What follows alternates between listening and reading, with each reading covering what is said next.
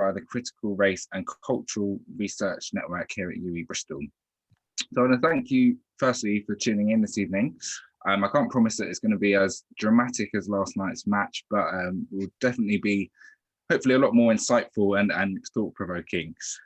So before introducing you to our guest speakers, Lewis and Jazz, I'm going to do some scene setting for you. So the Critical Race and Cultural Research Network is a cross-faculty research group based at UE Bristol. It's founded by my colleague, Dr. Sean Sobers, and the network brings together scholars, students, alumni, and independent researchers who are keen to explore questions relating to race from within and outside their disciplines. This network was formed during the pandemic, and it also serves as a safe space for us to discuss ideas, opinions, research proposals, the findings of our research, to host events like this evening's, and to identify funding streams for research. The CRCRN, this CRCRN event is a first in a series, so you can hear a bit more later about the upcoming events coming over the next few weeks. And they're all under the theme or the heading of Black Futures. This event specifically was born out of our need to stop, to pause, to take stock, to check in with ourselves and start thinking critically about some of what's happened across the world over the past 18 months. What we're keen to do is have a look at the relationship between race and space, particularly at such a contentious time in our history. Tonight, Jazz, Lewis, and I will reflect on the toll that the ongoing pandemic, the lockdowns, the quarantining, the working from home, the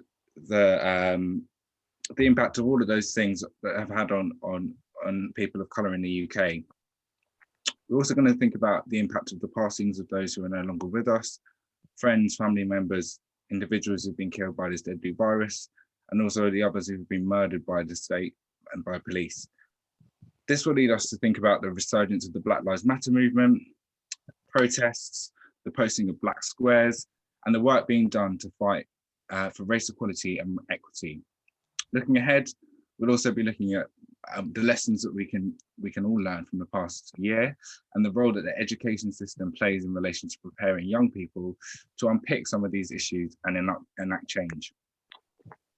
So the first individual who's going to be helping me to address some of these questions and offer her perspective is Jazz Thompson.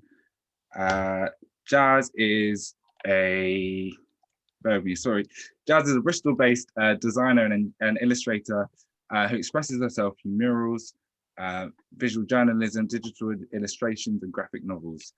Jazz strives to use her platform to raise the profile of underrepresented voices and narratives, and her work embodies culture, activism, and social change.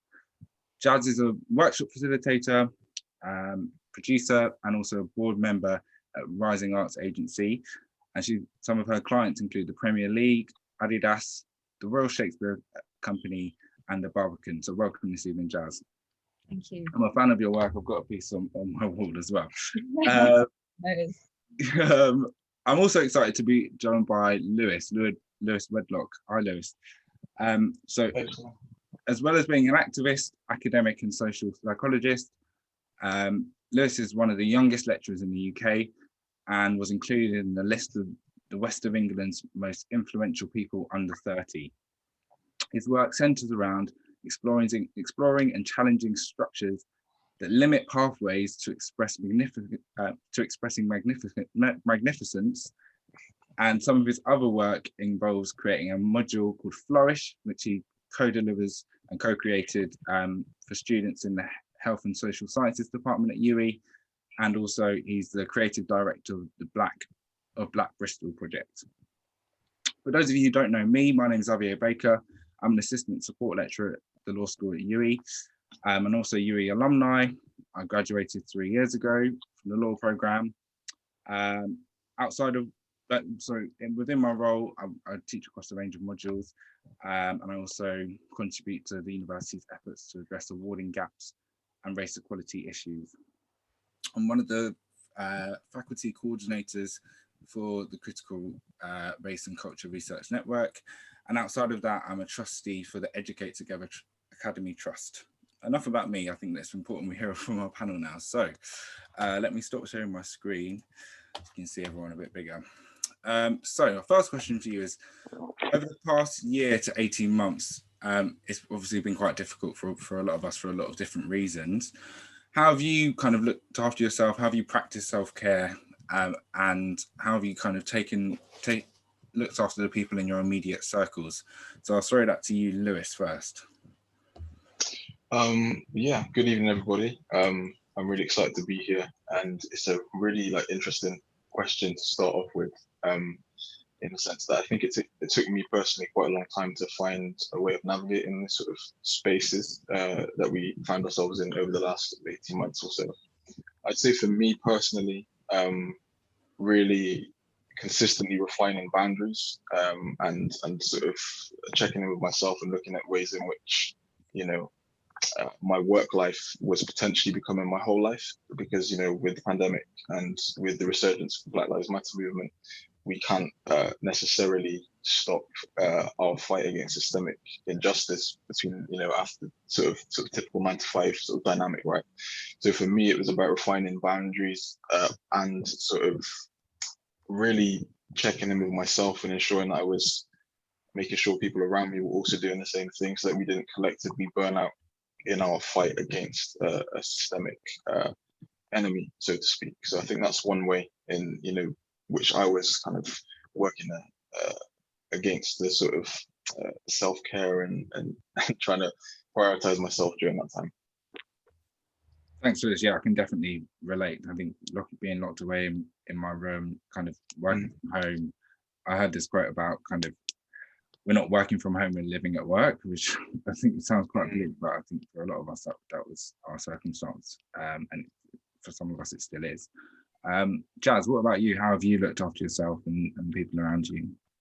Yeah, a lot of it is similar for me, actually. I think just first of all, just actually finding time to just take time out, which wasn't something I ever did before. Like, I would just plow through like mostly 6 or 7 days a week and just keep going, and would be burning out, but would be pushing through that. And I think this sort of period of time has highlighted how important it is to actually step away and take time out for the sake of your mental health. It's not sustainable to continue. And I think especially given like the light of so much that happened last year, in terms of what was going on in the world with like BLM and just generally just the pandemic, like it's not healthy to continue at that rate. And also I think especially being like working in, I guess work with an activism focus, you have an expectation from people to create work constantly around that, and that's also not sustainable either. So setting boundaries, kind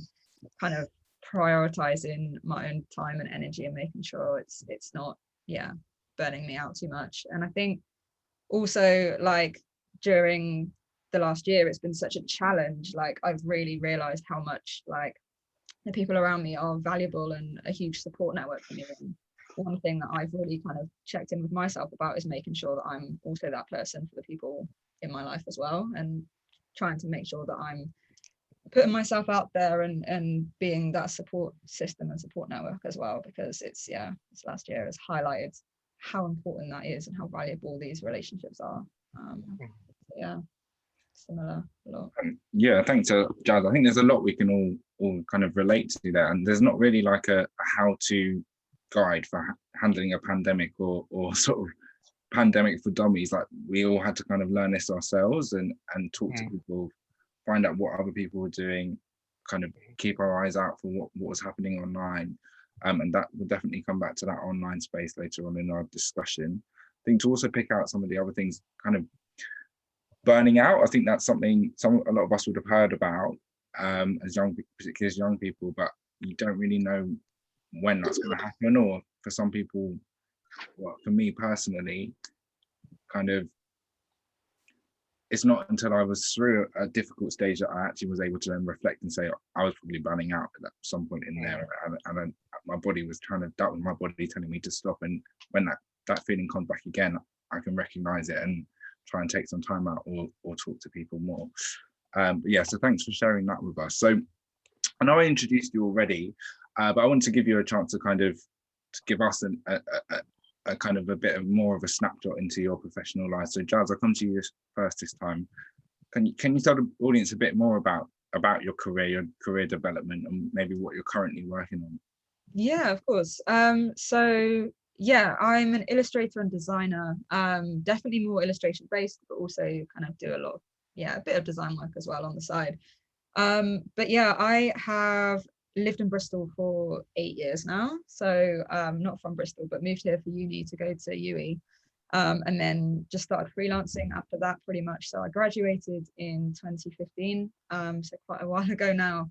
And then freelancing just sort of came relatively gradually. So it kind of started off like 1 or 2 days a week, and then slowly built up as I kind of got a bit more centered here and a bit more rooted here. But yeah, my practice is quite broad. I guess I started off just doing a lot of portrait work and quite traditional illustration. Now I do a lot of murals, so a lot of quite large installation pieces around the city, which is amazing kind of platform to be able to put work on walls and stuff, which is it's nice. I do a lot of live sketching and visual journalism, so capturing conversations and events, and mostly conversations really, and just trying to turn that into a piece of work, because I think using work as a platform for voices and narratives and people to be able to express themselves is pretty much at the center of what I like to do. Otherwise book illustration, digital portrait and design, and workshops as well. So I do a lot of workshops as well with usually quite young people, like children and schools and stuff like that.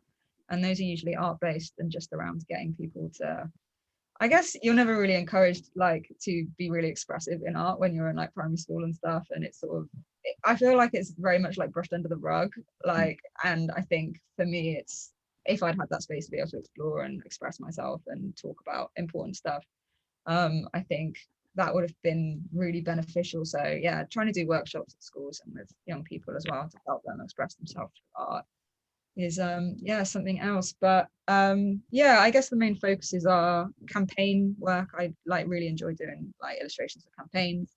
Like the Premier League one was really cool. That was the No Room for Racism one. And celebrating Black players in the Premier League.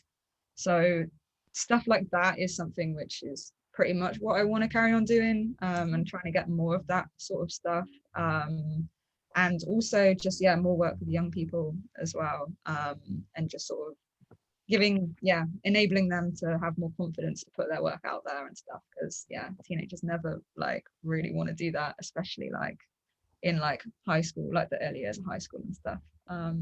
So more work with young people too is kind of the focus at the moment. Great. I think there's quite a lot of overlap with what Lewis does. I think, Lewis, do you want to kind of tackle that question as well? Kind of what have you been working on recently? How would you describe your career? I know you've been doing work with in the community with schools recently. Mm-hmm. Yeah, so my work's split primarily between two spaces, but they're very much linked. I obviously lecture, and I also work in specific mental health capacities. So my work in the mental health space is to do with Project Zazie, which is a young person's mental health movement and mental health resource in many ways that works primarily with young people of color, across a variety of different lived experiences, and also from a variety of different interventions, so to speak, as well. My work specifically within that space is working with young men around masculinity, or masculinities to pluralize it, really opening up the scope for what being a man is, or identifying as a male is, and offering a range of different lived experiences, perspectives to really challenge this stereotypical dogmatic view of what a man is. And I work with young people as young as 12 all the way up to kind of 20, 22, 23. Within that role as well, I'm also taking young people through activism-based workshops. Black Bristol as a project is a way of identifying some of Bristol's most important history that isn't taught within the education spaces, and giving young people a framework to access their history, which also informs their self-concept and the development of their self-concept within the wider socio-political space. So that's the work I do with Zazie, and working one-to-one or in group settings with primarily young men. And then within the university space, Flourish is a personal development / positive psychology module that we've been running out of HSS for a while now. A full year we've just completed. So we've been trialing and refining for the past year and a half prior. Really, the focus of the module is positioning students as the object of study. You're not going to learn about a subject like philosophy or psychology. You'll learn about yourself in space. So we combine a lot of different coaching methodologies. I'm a coach myself. I've coached for a while. Positive psychology resources, just to help young people, but obviously specifically students, identify what drives them, what motivates them, and how they can use that to get through the higher education space. So that's a little bit about me. Right, I think you're both doing amazing, fantastic work and inspiring people around us. I think that's really important. I think for a lot of us, we didn't necessarily have many examples of positive role models around us growing up. And I think both of you are talking about doing work in a higher education or in an education space, kind of exposing young people to things that we were probably unlikely to have experienced in our kind of experience of the education system. Jazz, you talking about kind of there being these confinements on what you can do to express yourself and creatively. Lewis, you're talking there about masculinities and as a concept or in and introducing young people to that isn't something I experienced properly at school. So really, really powerful work. In terms of kind of your background, Lewis, you're from Bristol, aren't you? Yes. Yeah, and Jazz, where did you grow up? I grew up in Worcester. So yeah, I lived there till I was 18, I think. Yeah, which isn't too far away. It's kind of closer to Birmingham. Okay. And are there like particular spaces that you felt kind of really comfortable in growing up or really uncomfortable in growing up? I think I grew up in a city. I grew up in Southeast London. Obviously a very diverse kind of melting pot. Jazz, what was your local area like, or how might it compare to Bristol maybe? It was the complete opposite. It was Worcester's a city, but it's relatively big, but it's not very diverse at all. So in my school, there were about 250 students in a year, and only 2 of us were Black or mixed race. So everyone else was white. So it is definitely a challenging environment to be a person of color. And I think in terms of feeling comfortable in space, like that wasn't something which I ever really experienced until I left. And it wasn't something which was even I wasn't even necessarily aware of that either, because it was just I was so used to that environment. And I think moving out was quite eye-opening in terms of actually that shouldn't be people's experience. Like that's not actually a normal like kind of thing to experience, and it shouldn't have felt that kind of alienating. That's a lot to come to terms with. That's a lot to kind of be presented with when you start questioning sort of what's happened up until your point, the age of 18, your kind of developmental years, and then suddenly it wasn't even something which I started really kind of questioning until I was in high school. I guess when I started to become more kind of aware and conscious of like these things, it was just and I think like the delay on that as well was just like that probably would have been something that I would have thought about and been aware of much sooner had it been an actual conversation which would have been welcomed or had in that environment as well. So it was definitely a lot to kind of deal with and come to terms with, but I think like I'm doing some work with my old school now at the moment, and doing some mural work and just work with the kids that are like currently there, and that like means quite a lot to me. Like it's not really an environment I go back to very often just because it doesn't feel particularly enjoyable, I guess, and it's just it feels like really far kind of cry from I guess being in like spaces like Bristol and London, which is I don't know, that very much feels like my past. So it's kind of like it's nice to kind of go back and do some work which feels kind of positive, and hopefully just try and make a difference. It's the way I'm sort of approaching it is like, well, what would I have needed or wanted when I'm here? Like, what would have made this place feel more comfortable or welcoming for me? Like, how can I kind of bring that here? And it's quite difficult to really think about, especially because it was quite a long time ago, but also it's hard to be, I guess, like the only person who's trying to make that difference as well. Like, it doesn't seem like there's a huge push behind that. So yeah, it's challenging. I can imagine. Lewis, how does that chime with you? How does that kind of compare with some of your experiences of being grown up? Yeah, I mean, I grew up in a city, Bristol, which, you know, my education experience up until higher education was pretty much within inner city Bristol, which was very diverse, very varied in terms of culture, in terms of countries of origin, in terms of just space. Like, the space was very varied, so to speak. So for me, like, the concept of something that wasn't diverse and wasn't like mixed and wasn't this sort of melting pot of influence wasn't something that it was new to me. It was something I grew up within in many regards. I would say more personally, growing up within these spaces, I had struggled at numerous points in my upbringing with kind of, how can I say, understanding my complexity in terms of cultural upbringing. I know where I'm from, I know my heritage, but it's this question that often gets thrown, even in spaces like, you know, maybe not in this space, but in spaces around race, like, where are you from, kind of thing, right? It's something that I've had from a very, very young age in that sense.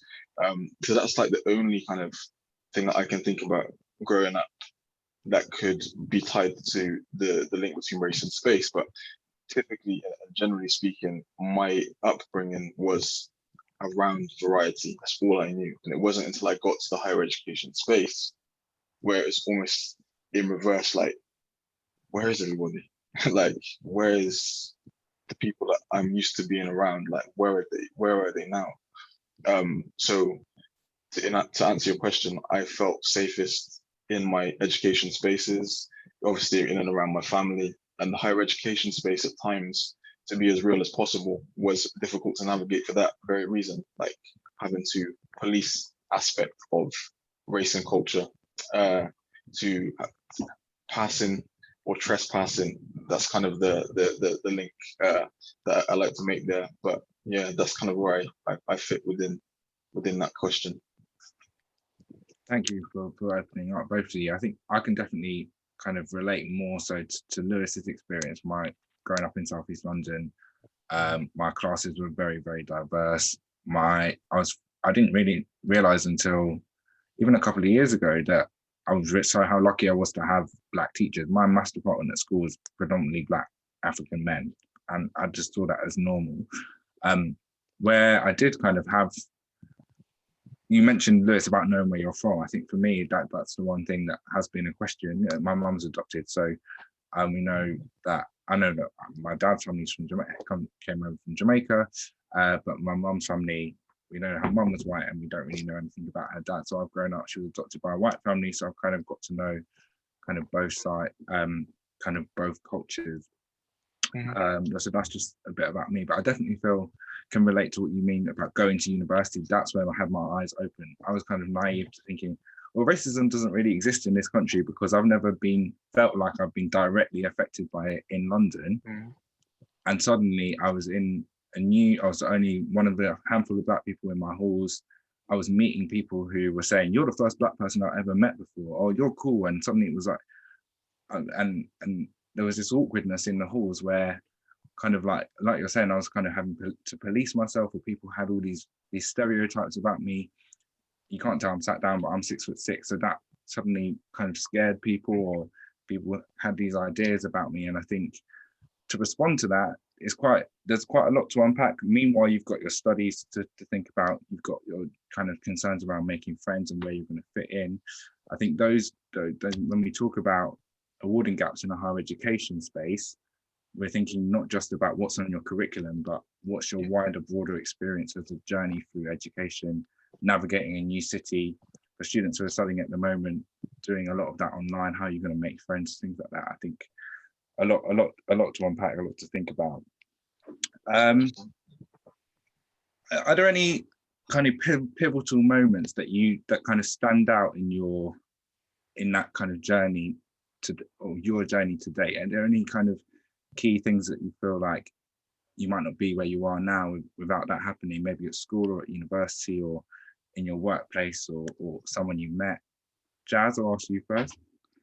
I would say I found uni really beneficial and important in ways which I wasn't actually expecting it to be, in terms of, I guess, developing my practice. I'd say the example that I thought of is like a professional example, I guess, but being given or I guess using that opportunity to just fail and just try loads of stuff and just kind of be really experimental and really bold and really kind of really push my work into new ways in like a kind of space where I didn't there wasn't as much pressure, I think, and I learned a lot about what I didn't want to do and what didn't work for me through just trying absolutely everything. And I think it wasn't until I was about to leave uni, I was in like my third year and I was preparing for my final major project, that I kind of realized what my niche was really and why I made work. That wasn't really something which had occurred to me until then, like why I make. And it seems like such an obvious question, and it's like, well, that's so straightforward, but actually like I had never genuinely sat down before that point and asked why I do what I do. So that for me was really important, because I think now that's something which I ask myself all the time, and sort of check in with myself about a lot. And the project I ended up doing was just around like looking at Bristol as a city and why it's so segregated, and why like what are the kind of contributing factors to that, and what is the conversation we can have around that. Like Bristol's a really small city, like it's not big, but like there's so many different communities and areas of Bristol which like completely different in terms of like background, people, like class as well is like a huge thing. So it was just like that was something I really wanted to challenge and look at, and I ended up doing a project where I interviewed people and spoke to organizations and really tried to start that conversation, and kind of created a visual journalism project around the people that I met doing that project. And when I was doing it, I was just like, wow, there is so like it had so much legs. Like I did it for a few months and then it was just like, you know what, this is something which I could probably continue exploring, and it felt like it had meaning for the first time, which was nice. So that was the first time I created something around like social change, or it wasn't like heavily activism focused, but it definitely got me thinking that way. So yeah, that was probably like quite a key project, I think, and it took me a while to get to it, but yeah, just when I finished uni, and that was when it started really. That's great. I think you picked up some really interesting comments, or I picked up on some really interesting things there. That kind of finding your purpose isn't something we can just do instantly. It's a long journey to get there, and also our purpose, our identity is something that develops over time. Lewis, like I know you've got a coaching background. You also, with your work with Bill at the university, you can definitely and you talking about students being the object of study themselves. How does that all sit with you, thinking about purpose and what maybe has led you to kind of where you are now? 100%. Yeah, no, I think for me, like myself in the space of higher education and being an object of study, for me personally, and thinking about like what brings me here, and I started my journey thinking that I was going to be a psychologist doing some research, you know, doing the typical pathway. And then I kind of, towards the final year where I met you, for example, in the equity space, opened my eyes to a lot of structural and just lived experiences that I hadn't taken the time personally to really reflect on and accept within myself. So I think within that space, that was a real like defining moment for me in recognizing one, my ethnicity and my culture, and fully embracing that like psychologically, personally, consciously, and using that to fuel, I suppose, the work that I do now. You know, within my family, I've always been seen as who I am, but being seen within that space for who I am, which is something I was always very guarded of, was really one of those moments where I was released to be who I am. Like outside of family, that was when the sort of the path opened up for me, and I could really assume the positions that I've been fortunate enough and blessed enough to sit within and work towards right now. So yeah, absolutely. You know, it's very, very important to reflect on who you are and what you're doing within particular spaces, and that propels you into those pathways. So yeah. Thanks. And I think, yeah, one thing you mentioned there was the equity project. So anyone or program, anyone who doesn't know, UWE's kind of flagship positive action talent development program for Black, Asian, minority ethnic students, you can tell I've said that a lot of times, is run at UWE across all 4 faculties. And in its pilot year, I was one of the co-chairs of the student committee, and Lewis went on to be heavily involved in that student committee. But within that space, I think I had similar experience to Lewis, being able to really start to think about who I am, what I want out of life, who can help me to achieve that, being exposed to kind of really high profile speakers, people like David Lammy, people like Afro Hirsch, people you see on TV, made me think, well, actually they've come from, they're someone who actually looks like me, sounds similar to me, or has similar background to me.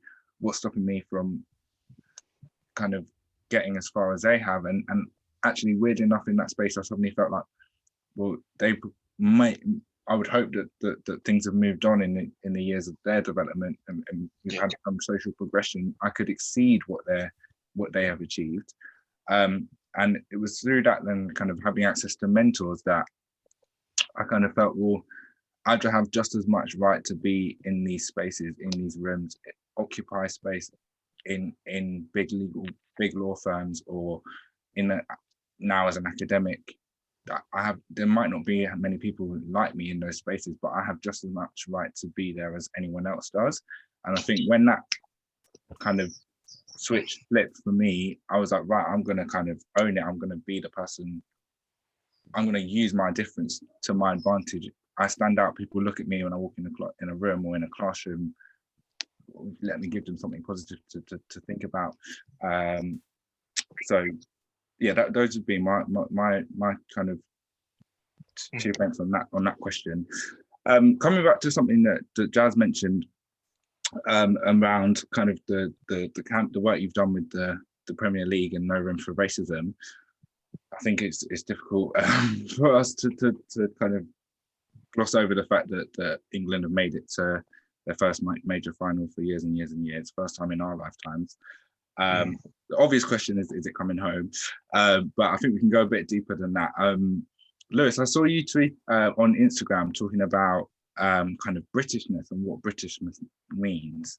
And it made me think about kind of things like, well, I want to support my country, and this is something I've done since I was a child. And we were saying before people join, like, I can't believe there was that German girl got all that money. Like, that's been me so many times, just crying with England going out.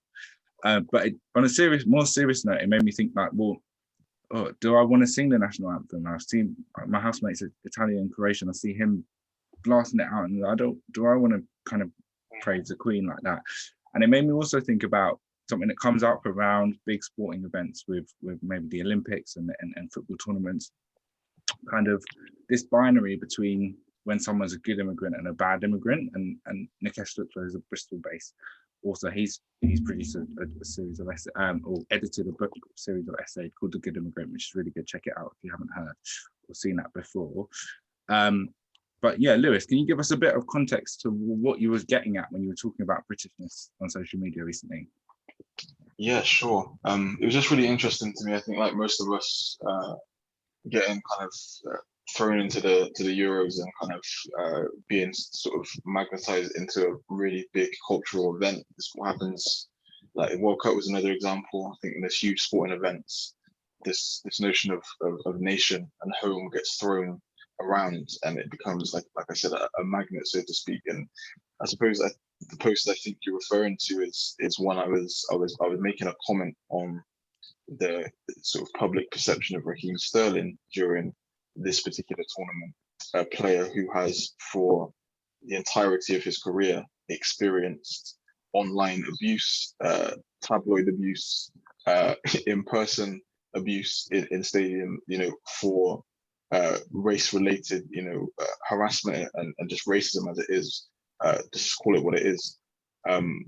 But it was very interesting for me to see this perception of Sterling now as this English hero and this sort of, pride of the nation. And for me, what I did in that space of reflection was allow me to start thinking of Britishness or Englishness, used interchangeably in this context, as something that is assigned to Black and brown bodies in the space when they conform to belief systems or practices that are in line with the national traditional ethos, or if they behave in the light that makes the home nation appear positive, but the minute something is negative, that national identity is something of contention. It's, Raheem Sterling, if Raheem Sterling, God forbid, misses a penalty, let's say in the final, he'll now be referred to as Jamaican striker or something like that. You always go back to the roots of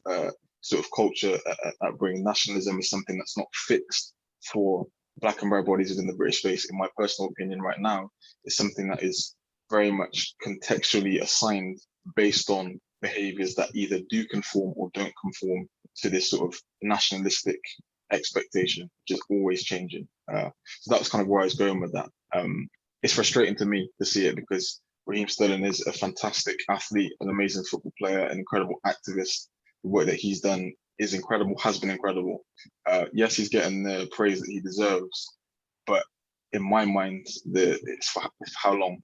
How long is this going to stay as it is? And that's just the way in which I view the wider zeitgeist. But that's kind of where I was getting with that post.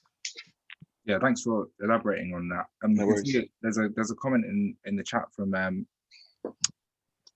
oops, jump down. The comment in the chat says, I want to switch off around football hysteria, but there's a contentious thread that connects me to the love of my country, England.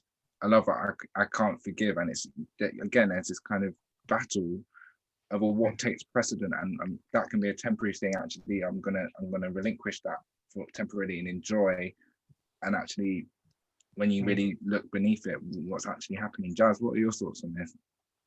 Yeah, it's Lewis, worded like so many of my thoughts so well and so perfectly. I think especially with the Euros, and it's sort of been a reminder that like Black athletes will be celebrated and treasured and loved when things are going well, but the moment that something goes badly or takes a turn for the worse, the Black athletes are always the ones that are thrown under the bus first. Like what you were saying, if Raheem Sterling misses a goal, or a penalty, God forbid, that kind of that attitude towards him will switch like so much quicker than, or in a way that it never would with like white British players, for instance, on the England side. I don't believe so.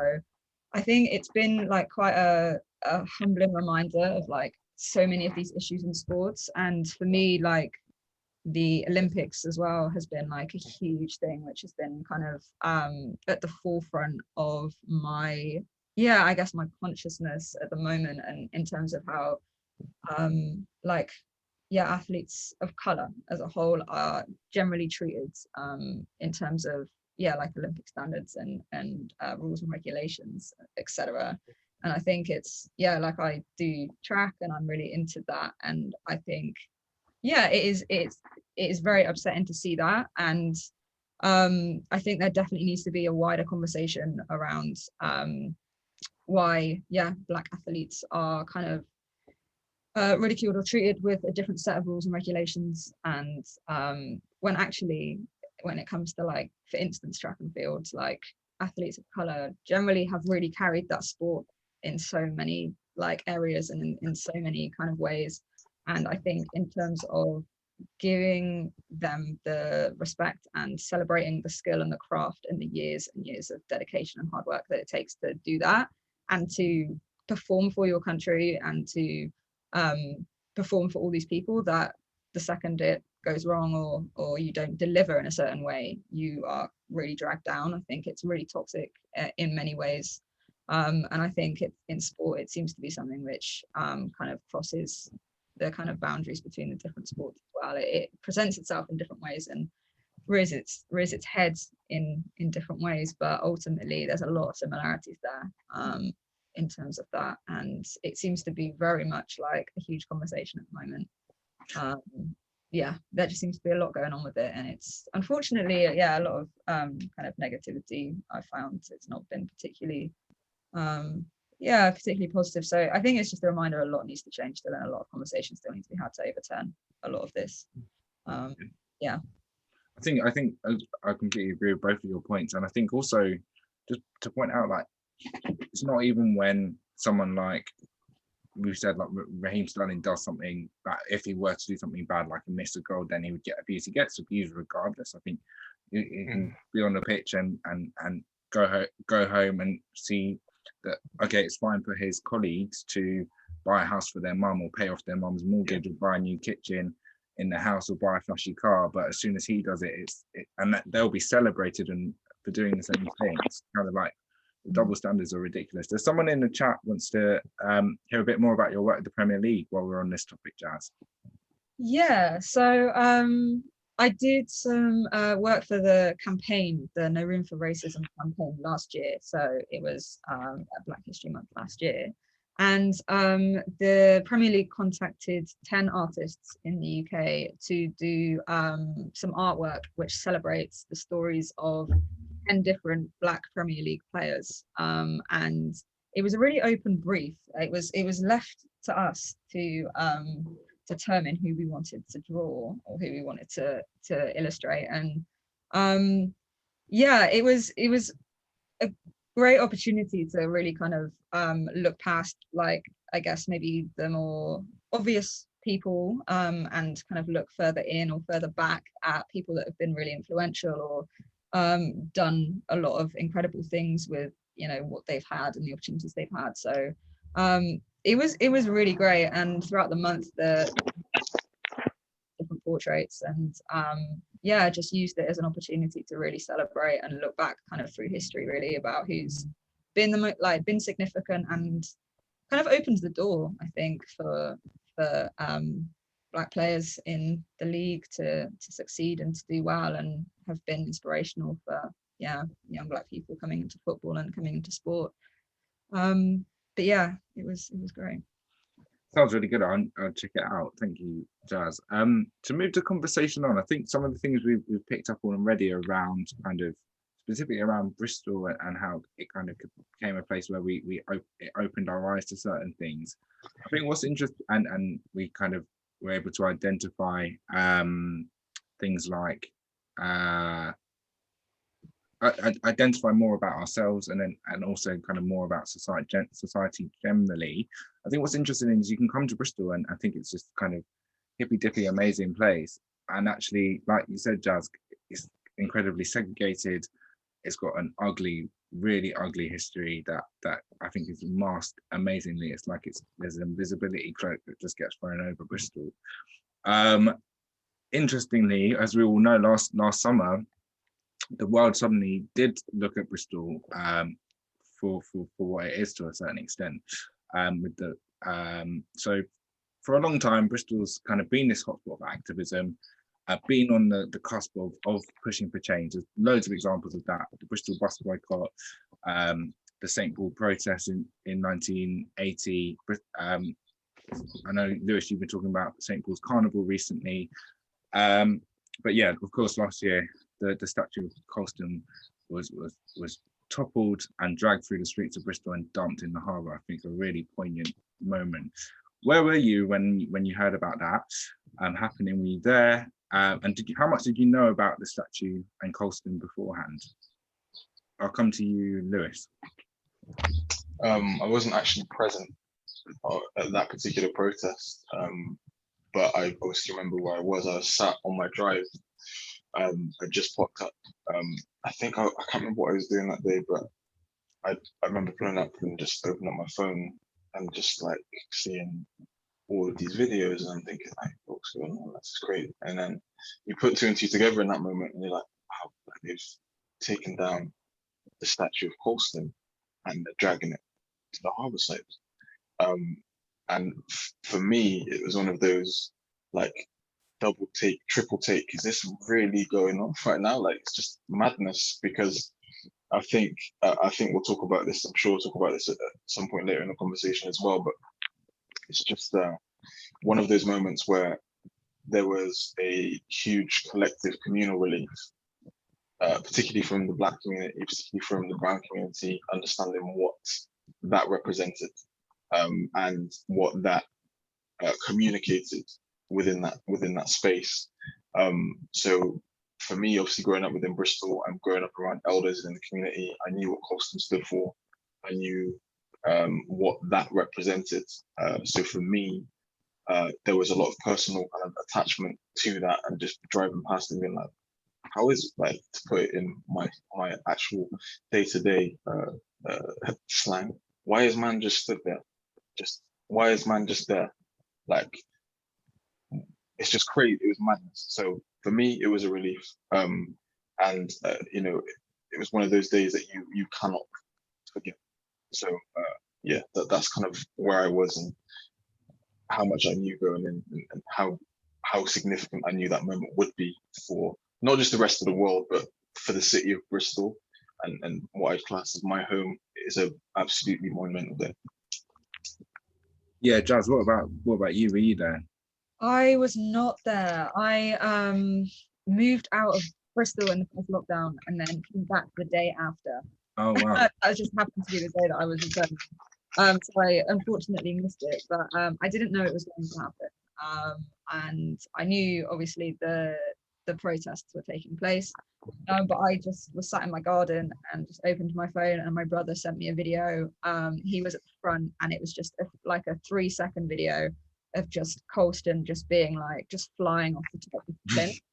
And that was just no context. And oh my gosh, like, it was just amazing. Like, it was such, like, yeah, Lewis, what you're saying, just relief. But yeah, it made me really emotional. Like, I think obviously been really aware, like, of the conversation around Colston and what, you know, he stands for and represents in the city for such a long time. I think people have tried for so long to get that removed and get that changed, and it just sort of felt like, I think, stagnant in terms of, you know, like, people actually putting their foot down and like granting us opportunities to change these things. Like, you know, it wasn't happening quick enough. So to see that happen, I think it was definitely due, and it was an amazing moment, I think, and just seeing like how many people came together to make that happen was awesome. And like, yeah, Lewis, what you're saying, like, walking past that statue, like, I have like a studio in the center of town and would walk past it every single day, and it's like, it was a reminder, I think, like, obviously, like, the word post-colonial is used all the time, like, we're in this post-colonial era, but actually, like, seeing that, it's like, are we really though? Because, like, there's still so much of that embedded within the fibers of our society and in our city, and we're seeing it every day. If it actually was as post-colonial as everyone is like claiming, surely that would have been gone a long time ago. Surely we wouldn't have to be looking at that every single day. So yeah, I think it definitely started a really big conversation around that, and which needed to be had. It needed to be kickstarted again. And yeah, there's still work to be done, but that was a big moment. And it's obviously, yeah, like you both said, long overdue. I was actually there. I had concerns, reservations about actually going to the protest, because up to that point, I'd spent every kind of 3 months doing everything I could not to go and be around people. And I was kind of like, lots of people are inviting me, and I was like, do I actually want to go? And I live really close by. I was like, I might find this protest very emotional, and kind of does it align with I don't know, with my views around the pandemic. I was concerned, are we going to get blamed if there's a spike of Black people just going to be blamed again for something else? But I did go, and that day was just strange. I think I experienced things I'd never seen before. Like there was a moment on College Green before the statue came down, where I saw young people my age, white people my age, younger, older, who were stood like kind of, and it felt like they were there to support me, and I'd never really felt like I had that sort of seen random strangers. I thought that they were there kind of having an interest in what I was doing. But to see the statue come down, I was actually stood next to my colleague Emmanuel, who's also one of the faculty leads for this network. And we bumped into each other just chatting, and suddenly it was so loud, but at the same time quiet and like slow motion. I felt like I was in a moment of history. I didn't even realize it was then going to be dragged into the harbour until I got home and turned on the news, and I see kind of the whole world, and it's launched this domino effect, which is linked to my next question. So there's been loads of statues have come down, and there were two more in Canada, one of Queen Victoria, one of Queen Elizabeth last week. Why statues? Why do you think it's statues that are coming down? Why is that a significant kind of active process, do you feel? I'll go to you, Jazz, first. Yeah, that one's a really kind of hard question. I think you could think about it and look at it in so many different ways. I think statues maybe seem to be a statue's like a symbol of they're glorified, right? They're on a platform, they are raised up above everyone, and they are, I guess, even though it doesn't matter how much time has passed, they still feel like they have some sort of hold over the space and over the city, even though it's been however many years. But the fact they're there kind of still gives them that space and gives them that power in a way, and it shouldn't. And I think for many people like us, even in this conversation, just saying having to walk past it and see it all the time grates on you every day. It doesn't ever get to a point where you just want to accept that it's there. Bothers you every single time you see it. And I think it's that probably felt and seemed to be especially with Colston, the most obvious thing that could be done in terms of making a statement, and to sort of basically just getting people to listen. It feels like often in activism you're just trying to get people to listen to what you've got to say, and it's so simple, they've got a voice and got an opinion and things need to change, but people will just turn a blind eye. Whereas I think in regards to pulling the statues down and taking them down, you can't ignore that. It is something which it has an impact and it has a huge presence. So I'd say for me, that's I guess my initial thought, but it obviously runs much deeper than that as well. But it'd be interesting to hear your thoughts on that as well, Lewis, actually. Yeah, Lewis, I mean, obviously these statues are there to be seen, they're there to be not the average person gets a statue, they're there to celebrate someone or something. Can you answer that same question about why you think it's statues and why, what's that significant? Why is that significant? And there's also, if you can pick up this question as well, it's in the chat. What is that grating feeling when you're walking past a statue? What does that mean? Or maybe a road sign in Bristol, or formerly Colston Tower or Colston Hall. What is that? I think the significance of statues is very significant, because I think as a culture and as cultures, we kind of build off of symbolism. A lot of our sort of collective psyche is built off of symbols and what these symbols represent.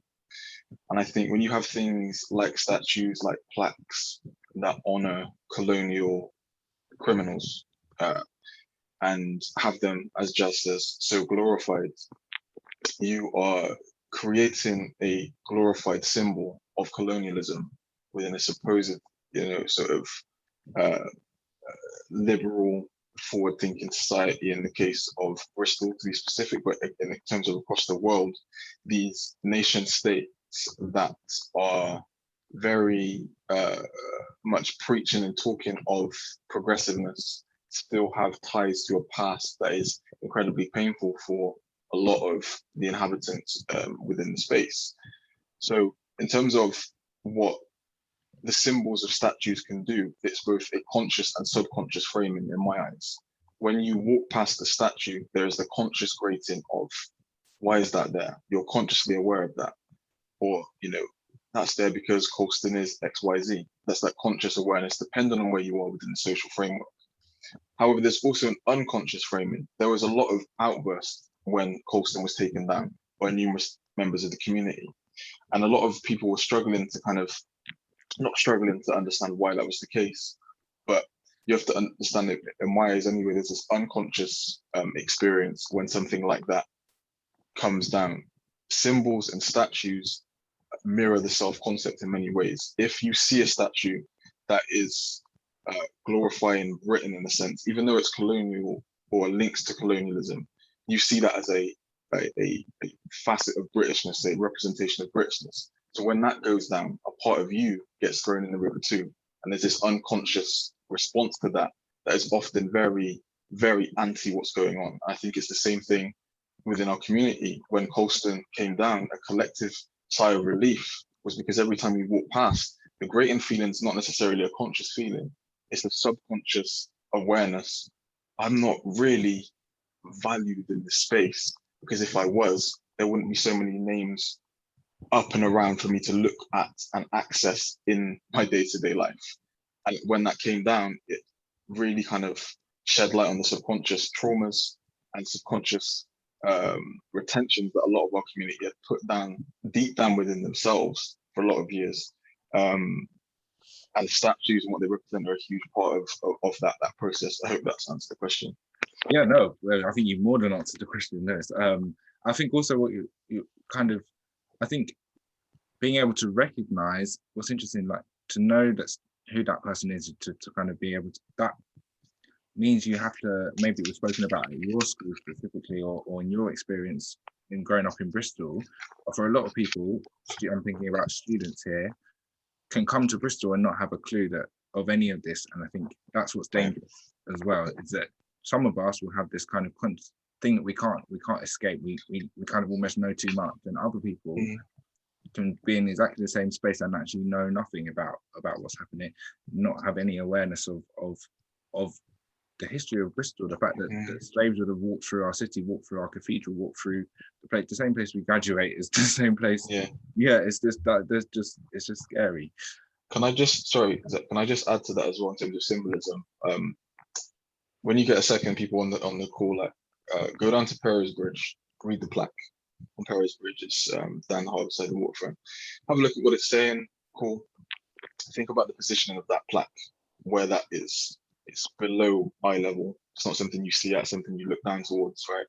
When you have statues like Colston that you look up to or you look up at, there's a very deliberate framing for me that positions in terms of the subconscious framing that I'm trying to get at, just to expand on my point a little bit further for people that may have kind of not lost. I'm not saying you couldn't follow, but that really illustrates what I'm saying in terms of subconscious and conscious framing. So I just wanted to add that. Thanks, so Jazz, do you want to add something? I can see we've got someone with their hand up, so we invite them in. Bernadette, have you got a question? Yes, I do. Thank you so much, Xavier, for having this wonderful discussion, as well as Jazz and Lewis. Absolutely a great panel. The question, I'm calling from Canada, actually. This is absolutely amazing. I wanted to add the sentiment that the way that Black athletes are being treated is definitely a global, on a global scale. I remember in my time when we had Ben Johnson, who did the 100-meter dash world record holder at the time. And then as soon as this was found about the drug-related issue, which is still uncertain as to whether it was true or not, or if it was slipped to him, Canada had accepted him as the ultimate citizen. And then as soon as that issue came, then all of a sudden he's a Jamaican problem. So it was a similar type of situation. Also, when you're talking about the statues being torn down, there's also names being changed as well. So for instance, in York region, which is just in the Greater Toronto area, there was a school called Vaughan Secondary School. Well, the Vaughan was a surname to one of the slaveholders in the town of York region at the time. So it's now been changed, and we're looking to also change other names as well, because we simply do not agree with rewarding human traffickers and pedophiles and rapists and murderers, you know, who have enslaved people against their will. I mean, it's quite diabolical. I find that, you know, here there's a Canadian criminal code and talking about the Canadian justice system, but they are heralding criminals. As you've mentioned, Xavier, I absolutely agree. It's completely diabolical, and yet a global phenomenon, which hopefully will be no more as we continue to fight against it. So thank you so much. Thank you, Bernadette, for sharing your thoughts. I think that's why these talks are great, amazing, and I think that's one of the big takeaways from the pandemic is being able to kind of share knowledge in spaces via the internet. I've been on conference calls with people in Australia at the same time as someone on call with someone in South Africa and Nigeria. So I think that's the beauty, and I think thanks a lot for sharing your kind of context. I think it's powerful knowing these same issues are real and constant for us in Bristol, and the same thing is being replicated, and the same experience for Black people across the world is happening. I don't know. It's frustrating that we're all kind of subject to this. But thanks a lot, Bernadette. We've got about 25 minutes left, so if you've got a question in the audience, feel free to put it in the chat box, and we'll start picking on those. In the meantime, I want to ask a question about the social media space. I think both of you in your kind of careers will be relying on social media to get exposure, to get your work out there for people to see it. And so on the one hand, social media can be amazing and fruitful and positive, and it's about sharing experiences and connecting with people. Meanwhile, it can be so toxic, it can be so traumatizing. For me, I had this kind of, do I engage with social media as the BLM movement was happening? Every day I'm turning it on, I'm seeing something, I'm potentially seeing someone die, I'm potentially seeing something horrible. But if I don't turn it on, then am I actually going to ever see what's happening around the world? How do you use social media, or how has your use of social media maybe changed over the course of the pandemic and in response to the BLM movement? Jazz, do you want to come and answer that one? Yeah, sure. For me, I've noticed a big shift in how I use my social media platforms, and and how I do work as a whole. I think it's definitely made me more focused and more direct in terms of my content and what I put out there and the conversations that I try to have. Mm-hmm. I think definitely in terms of creating content for social media, like especially during last year, was hugely challenging as well. Like it became much more difficult to make work and put out there, because like you said, it was like every time you are going on social media, you are being faced with trauma and just upset, just trauma basically every time. And to then go back to the same spaces that you're seeing all this trauma and all this violence to try and share positive messages or positive work, it's a really interesting and quite challenging space to be in, I think. And there definitely needs to be, I think, boundaries and limits in terms of like how much you should engage and can engage with that, because I think it highlighted for many people through conversations that I was having, like it had a huge effect on everyone's mental health. And I think up until last year, social media definitely felt much more positive in terms of, great platform to be able to work out. But actually it did, it was a hard place to be, like a hard digital space to be last year as well. So I've tried to have bigger disconnects from being online now.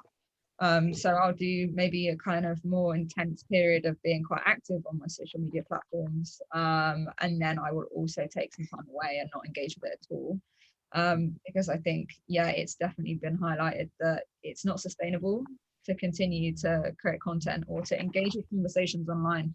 I mostly use Instagram. I've been more selective with the social media platforms that I use now as well. So I mostly use Instagram because it benefits my work. I use Twitter a lot less. I think Twitter was great for many things, but also you can there's so many opinions and so much kind of sharing of news, and a lot of it bad news, and it can be quite a difficult place to be. So for me, I'm just trying to be more selective and more restrictive, I think, in how I use it. It has definitely helped my work in many ways and in many many avenues over the last year, but it's definitely not a place where you want to solely rely on for your to promote your work, and also to get your news or to get your information, as it's very opinion based, and often false news is very present on social media. So there's been a huge shift, I think, for me in how I use it, for sure. Thanks, Jazz. I don't know if can you still hear me? Can you still hear me? Yeah. Okay, my video is frozen. Yeah, my video is frozen, but I'll carry on. I'll do my best to carry on. It does mean I'll ask Lewis this question. I'll ask Lewis to answer this question and leave in the meantime and come back, just so that, because I can't have access to chat. Lewis, I was gonna ask if the same thing about kind of how's your use of social media changed or developed, and also kind of how have you felt this pressure to be vocal on social media? And I know that, and I think like the black squares thing, I think was part of that pressure that people felt to say something suddenly because everyone else was. So if you can answer that, that would be great. Sure. Can you hear me still? Just to double check. Yeah, perfect. So very similar to Jazz in the sense that I think there was with the resurgence of BLM and the influx of online content, both traumatic and informative in certain spaces. I think what you ended up having to do from us within the work that I do as well, I definitely felt like I had to produce incredible amounts of content to kind of make sure that I was doing my job, but also putting out right information for people accessing me on my social media channel. So similar to Jazz, I use Instagram primarily, dabble very occasionally with Twitter, sometimes LinkedIn as well, but Instagram and posting on Instagram really, there's a time where I was producing a lot of content and not really doing a lot of resting and refining my thought processes, which burned me out eventually. So very similar to Jazz, I spend a lot of my day off of social media. So I actually social media fast, which is quite useful. I don't touch social media for about 10-12 hours of the day, and then again when I go online, it's to post, maybe respond to some messages, some questions, and like kind of come off and sort of work in that capacity. Again, that just allows me to really kind of dedicate time to thinking outside of social media and not get caught up in the numerous online spats of ignorance or something that's quite triggering or something that's not informative. It just allows me to actually spend time thinking about what I'm going to produce without having the influence of social media influencing what I produce. So yeah, that's kind of how I'm using it. In terms of pressure, I think most activists within that space, and still in the space right now definitely feel a pressure to continually post, continually voice, continually engage. Otherwise, you know, there's this kind of, well, what am I doing if I'm not speaking about stuff? So yeah. I think, yeah, like just to add to that as well, just around performative like activism, like people jumped on social media last year to talk loads about like what was going on in the world and with BLM, and like it just went to show, I think, as time went on and as the months went on, you can say so much stuff. Like people can use social media to put themselves in a place of being like, yeah, I'm, you know, being a real advocate and a real ally, but then in like real life or like the actual real world, like are doing the bare minimum. And I think that was frustrating for many of us to see as well, just like highlighting the actually like social media is great in many ways, but also like it's not like the only way, like it's not where the real work is done in a lot of in many senses. But yeah, it kind of needs to be taken into like conversation and into like work and into using your position and your power and whatever power you do have to make change in the actual world. Like social media only does go so far. So yeah, that was something which felt like yeah, this last like 12 months is really highlighted yeah, for me as well. Yeah, and I think on that same point about pressure, like lots of people don't know what they're doing. They're speaking from a place of kind of ignorance, or they're just following the crowd. And I think most people wouldn't do that in other spaces, but when it comes to race, people think they have a kind of a license to speak because, I don't know, there isn't the same level of, not everyone has that same level of criticality when it comes to race. And I see this in the higher education space. I see colleagues invited into spaces, into conversations to lead projects, to lead things, who actually don't know what they do. They're a bit clueless, and kind of ultimately the students don't have time for people not to know what they're doing. It wouldn't be allowed in other spaces. If you needed to, if you're invited into a room around research and you didn't know what the acronym PhD stands for, you're being shown the door. Whereas if you are working in a university and you're invited to a room around equalities and you have to ask, what does EDI stand for? It's like, you can stay because we're all on this. We don't know where we, with regards to the race, the expectations aren't the same. I can see some questions in the chat. I lost the chat temporarily, but I think I've now got it back. So there was a question from a while ago from Raphael, I believe. They asked, given over the past year, how are there more Black spaces being created, and how are you finding the movement between Black and institutional spaces? Does it feel different now than in the past? Quite an interesting question. Who wants to take that one first? So just to clarify the question, like how am I finding the emergence of new Black spaces, and also have the institutional spaces like occupied changed in any capacity? Is that the question? Yeah, I think that's cool. Okay, cool. So with the emergence of new Black spaces, I think it's really exciting, and it's really it's just, for me, it's exciting because it's something that the community has spoken about for a very long time and still speaks about. You know, it's not like we've just started new projects and then that's it now, we'll sort it out. But it's quite exciting for me to see the emergence of new Black spaces, Black-owned spaces, spaces that reflect the lived experience that, you know, we're trying to raise awareness of and shed authentic light on.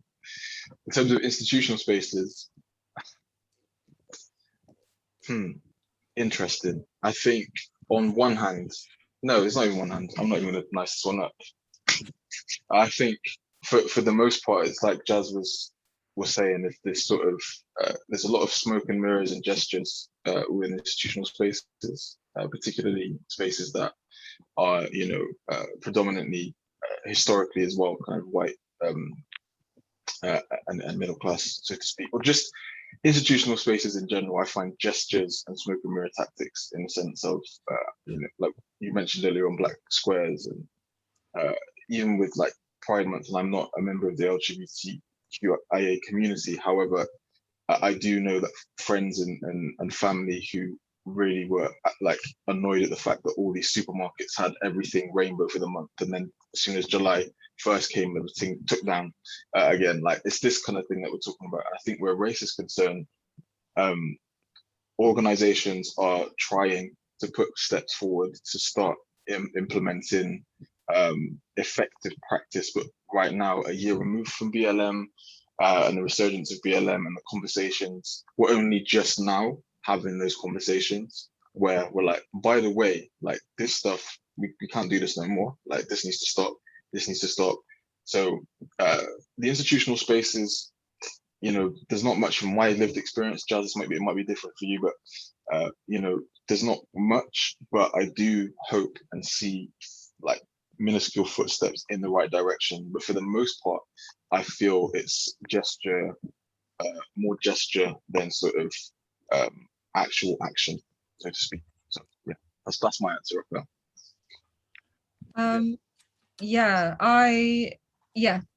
I think in terms of there being new Black spaces, I agree, it's really exciting, and I think like it definitely feels like really noticeable and a kind of an evident shift, like I found in terms of like accessing space.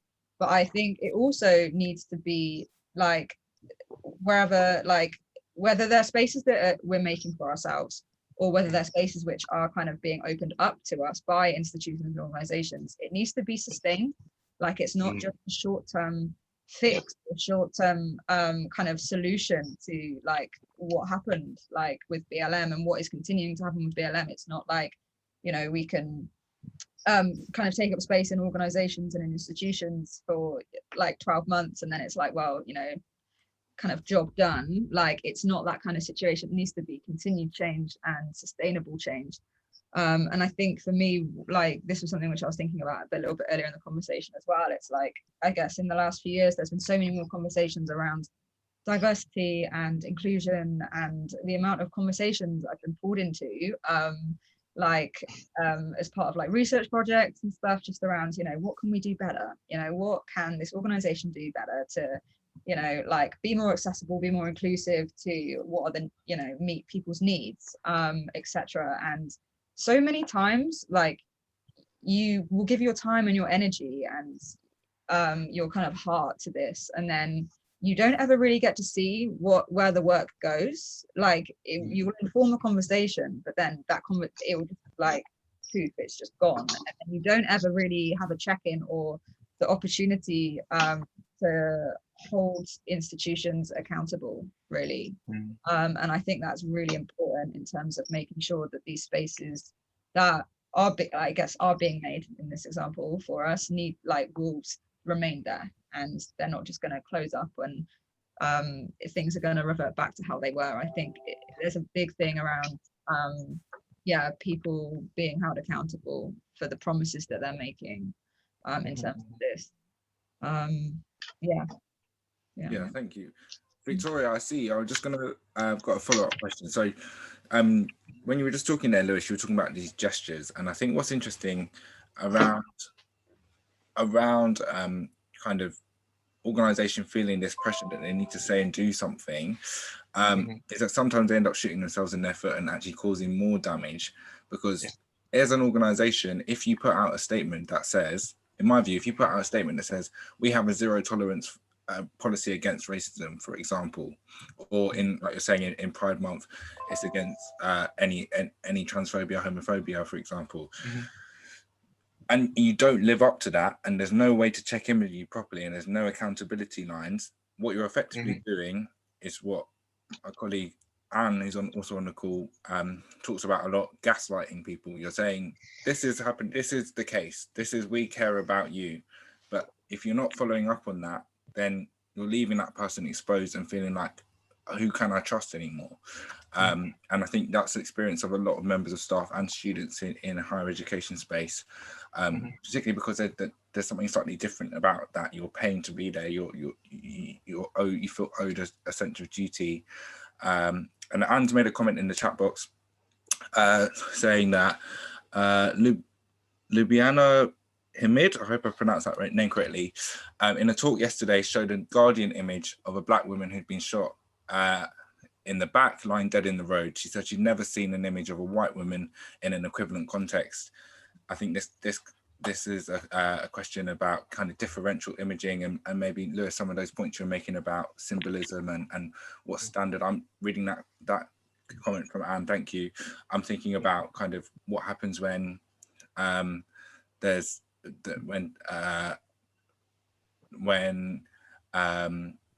take Mark Duggan, for example, is shown kind of as a gangster in photos in the press, whereas let's compare that with the policeman who's accused of murdering Sarah Everard. There's a smiling photo of him in the press when his identity is revealed slowly. It's just these comparisons and the impact that has on people, because we all look to the media as our sources of information, or a lot of us do, and some people in a very uncritical way, depending on what news they consume. Victoria, would you like to come into this conversation? Hi there, yes please, and I won't take too long, so I'm just really mindful of how fantastic it is to be able to listen to these experiences, and I also need to be kind of careful of not hogging the mic. It's really just I suppose an issue. I am part of a research network called Space Place Practice, and we really get together to support each other with art making, but also addressing issues around space and place.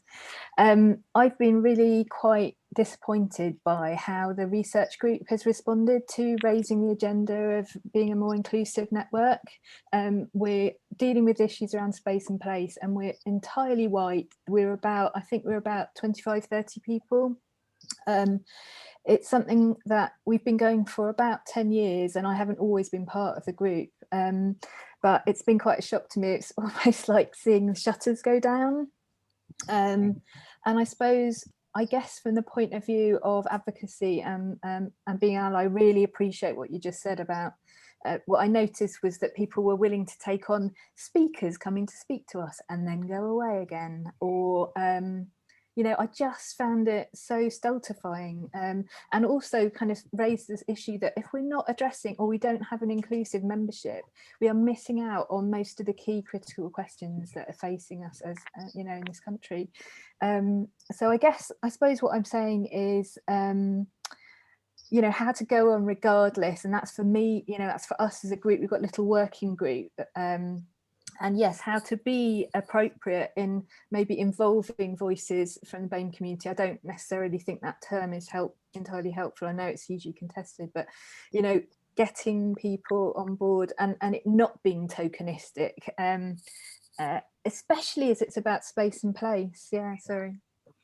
No, don't apologise. Thank you for being open and sharing that experience with us, Victoria. Jazz, as a maybe as a fellow artist, is that something you can comment on?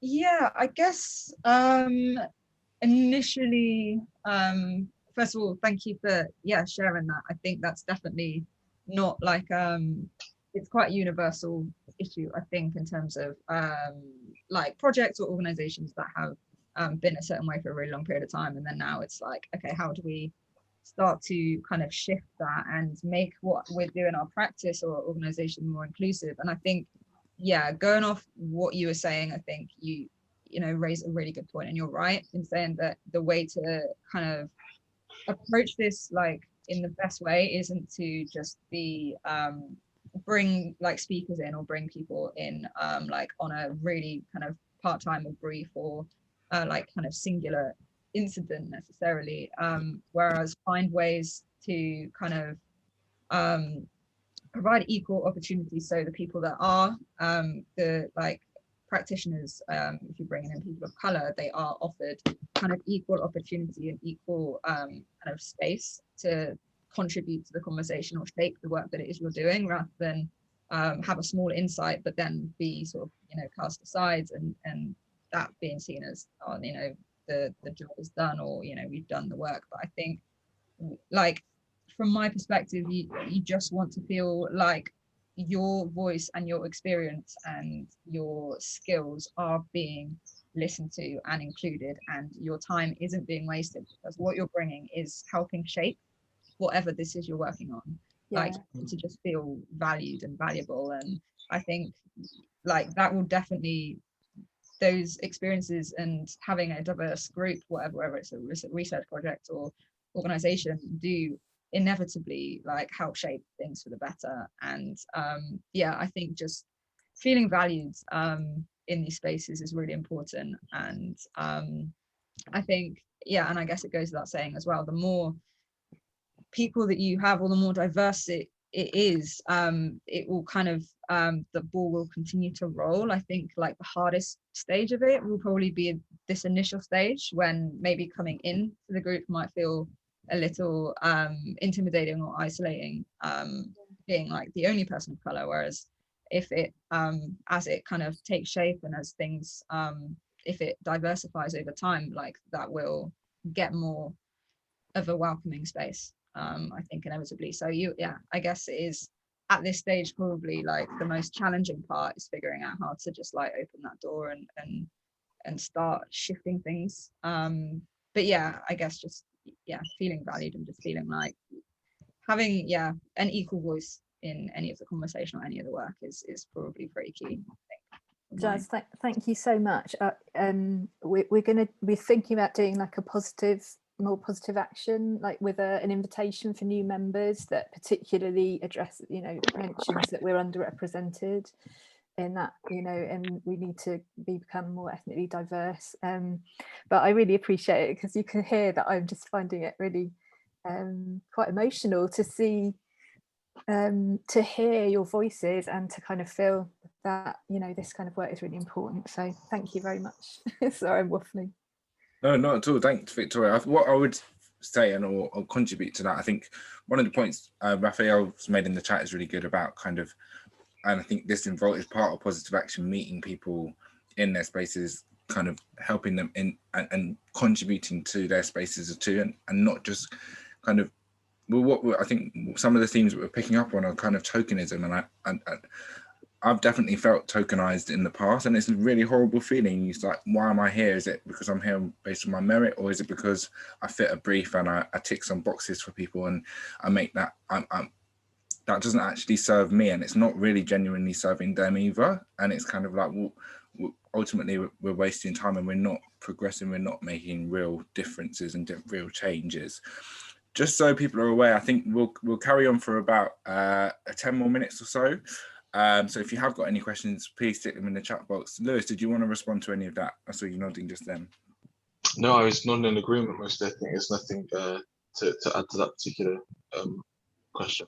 I was just not in agreement. Bex says, thanks for this amazing session. I'm one of the only kind of BME or people of colour in their current subfield at their university at PhD level.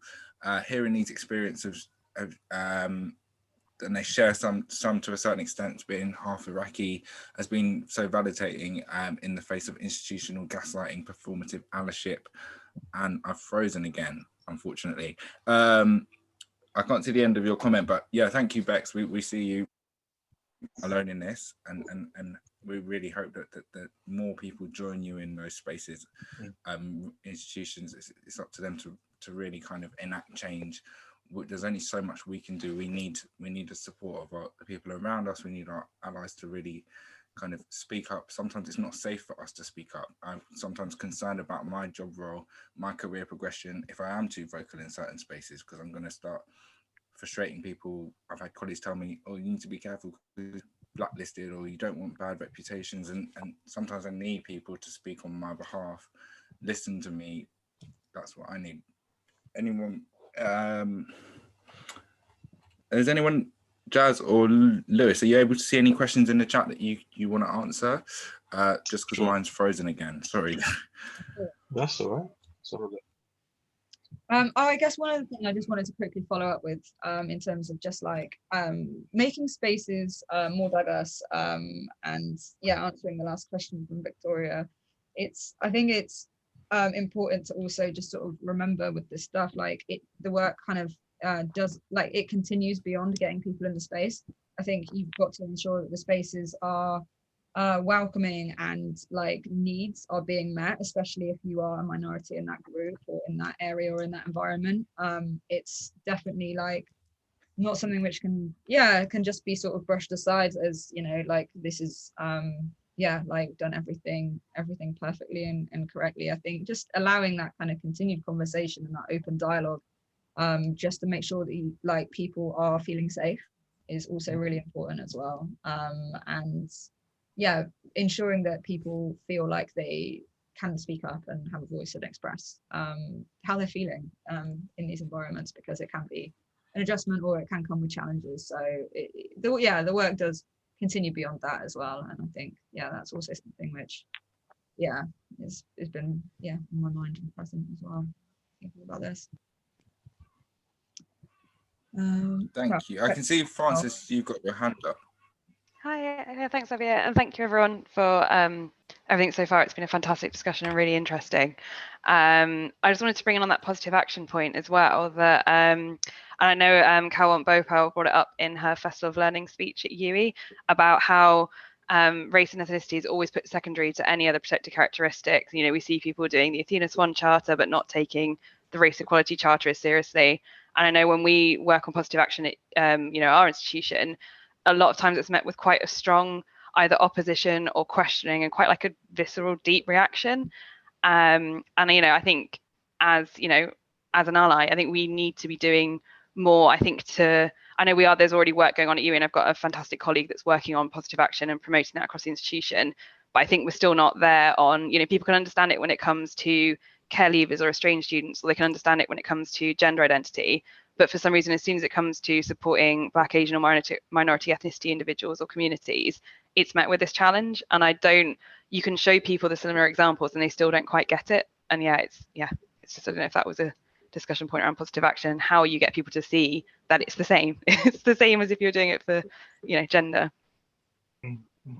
Yeah, thanks, Francis. And I think also, I've definitely seen that in different spaces where you try and talk about race and people say, oh, but have you thought about how this affects white working class boys? Or have you thought about another agenda? And it's kind of like, no, well, actually, we're here to talk about race. It happens especially in events that are all about race, where people try and deflect and try and kind of change the narrative. And again, it can be quite awkward and difficult if you are of a limited number in that space as a person of color to then sort of stand up to that is quite difficult. Anything to add there?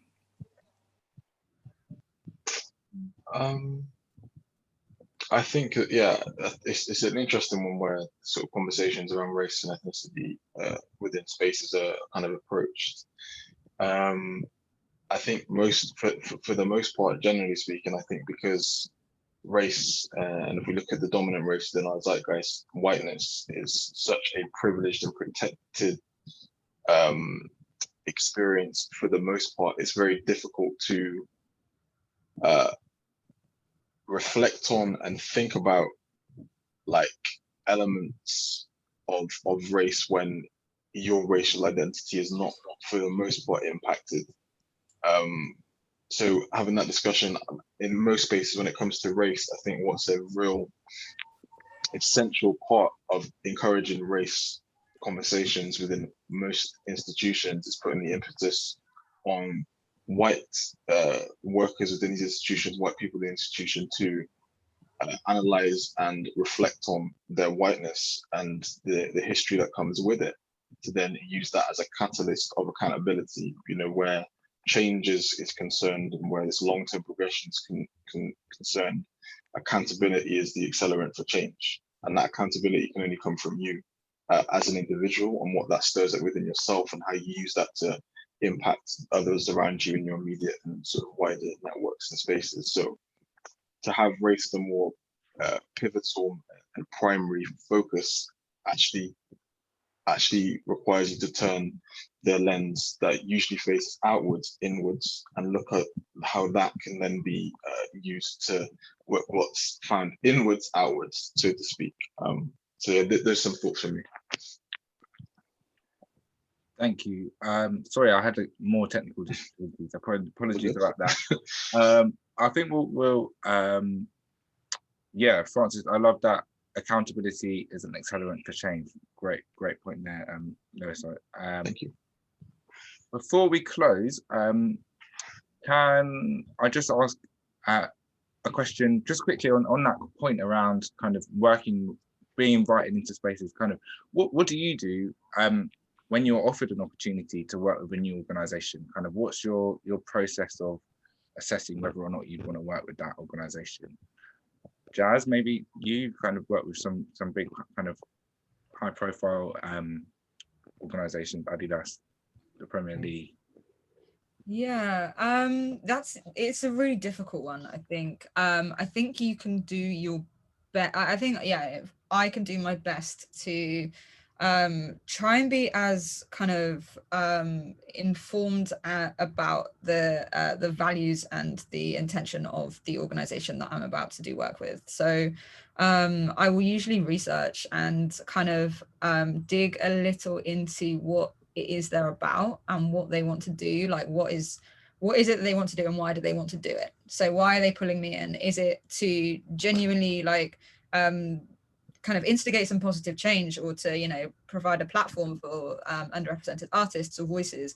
Or is it to kind of hit certain criteria or to come across a certain way? And I think usually like these things can be sort of like, I have quite a good indication of like where that sits, but it also can be quite challenging as well, especially with new organizations or organizations in cities that you don't know and you don't have much background on. So I think you can do your best to be as informed as possible, but I think the kind of way that I kind of go about this is to just have conversations with whoever it is that I'm working with or whoever it is that is commissioning me, just to really get to the bottom of the kind of core of the brief and the project and what it's for, really. The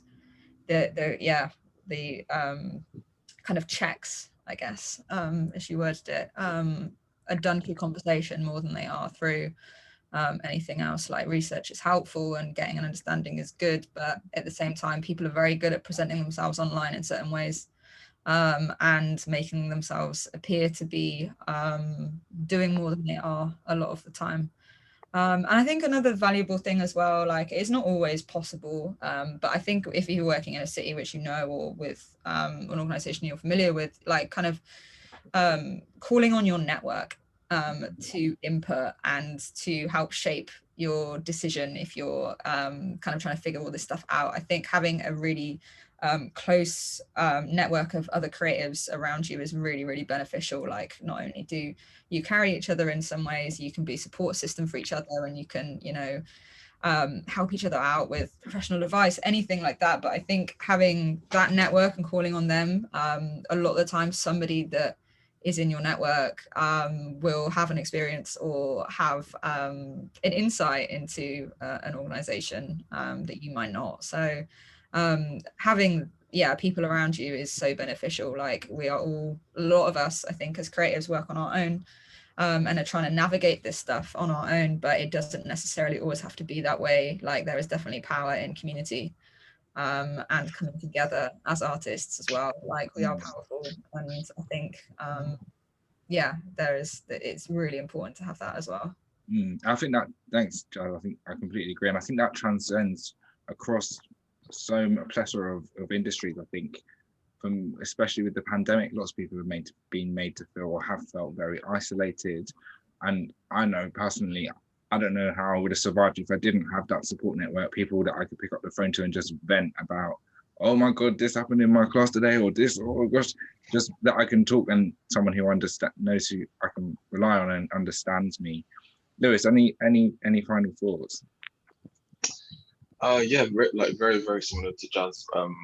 I also like to look at the makeup of the employees within the space. I'm quite it's not detective work. I think it's essential. Like particularly if you're coming in to talk about race, it touches on what Jazz was talking about earlier on in terms of like performative activism. So let's say an organization comes to me, or maybe Zazie, or maybe some of the work that I do outside of this stuff, and they say, yeah, we want to talk about race, right?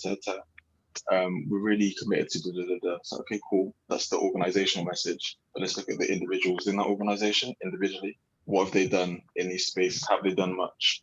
Like, what's their track record saying? Because if the collective of the individuals like added up and their contributions don't match up to the organizational message, 9 times out of 10, it's a performative piece used to sort of build brand image as opposed to actually committing to actually changing the infrastructure that employs or wants to attract more people of color into their spaces. So I like to go at the individual level, add the individuals together, match it up to the organizational message, and then see, is that a match? Is it not a match? And then make my decision from there.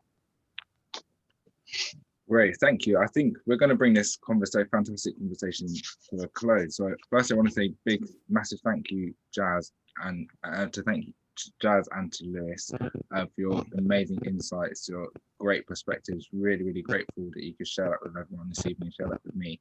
I'd also like to do a big shout out to Sean, to Anne, to Emmanuel, my fellow faculty coordinators on the CRCRN. And I'd also want to thank huge thank you to Bea, who I don't think is here tonight, but she has pulled everything together. Amazing event organizer, working to contact our speakers and to support the 4 of us. Last thing I want to do, I did have a slide, but I'm scared about more technical difficulties, so I'll just put it in the chat box. So the first I've got the websites and Lewis and Jazz's website, so you can find out more about them, find their Instagram account. And then I've also put, as like I said at the beginning, this is part of a series of events presented by the Critical Race and Culture Research Network. Next week, Sean will be hosting a conversation around creative arts as activism, and then the following Thursday you'll have Anne and Emmanuel talking about Black females in science, technology, engineering, and maths. So really exciting, insightful conversations coming up over the next few weeks. Finally, all that's left for me to say thank you for joining us this evening. Hope you've taken something away, or lots. I think you've had a lot to be able to take away from tonight. And take care, everybody. Thank you. Thank you, Xavier. It's great facilitation. Yeah, thank you so much for having me involved in the conversation. It's been really enjoyable chatting with you both about all this. So thank you. Thank you. Take care. See you.